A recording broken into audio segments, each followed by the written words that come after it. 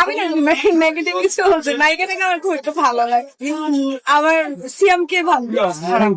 আপু এটা জানতে চাই গেলে হয়েছে হ্যাঁ এই দিকটা নাও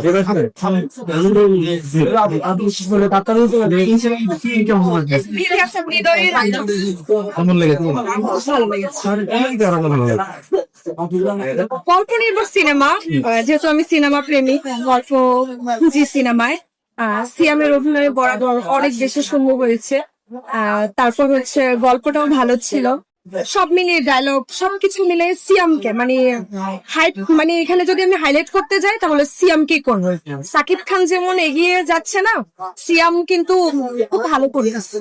সাকিবের জায়গায় সিএম কেমন একটা জিনিস কি, আপনি ধরেন একটা কাজ করে, সেটা অভিজ্ঞতা, অনেকদিন ধরে করতেছেন, একটা অভিজ্ঞতা, আবার নতুন করে জয়েন করতেছেন, সেটা আরেকটা উদাহরণ। সিয়াম তো বরাবরই অন্য সাকিবের থেকে অনেক জুনিয়র, সেই জায়গা থেকে সাকিব খান অবশ্যই পরে থাকবে, কিন্তু সিয়াম নতুন এখন যতটুকু করতেছে, সাকিব খানকে পাল্লা দিচ্ছে, মানে ইয়ে করতেছে, ওই জায়গা থেকে সিয়াম করতে থাকবে। খুব ভালো গল্পটা কেমন গল্পটা, খুবই আনকমন ছিল, ভালোবাসার গল্প।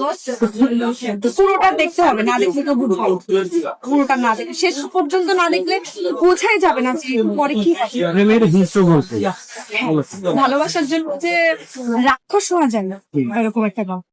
নায়িকা আমাদের দেশে এত সুন্দর সুন্দর নায়িকা আছে, আমি জানি না কেন হচ্ছে বাহিরের নায়িকা নিতে হলো।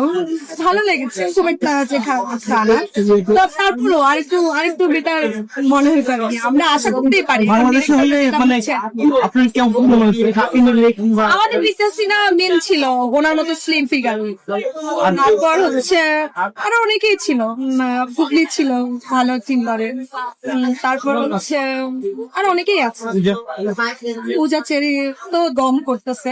তারপরেও আমার না ওই যে নায়িকা, যে আইটেম সংটা, ওটা একটু বেটার হলে ভালো হতো। Item song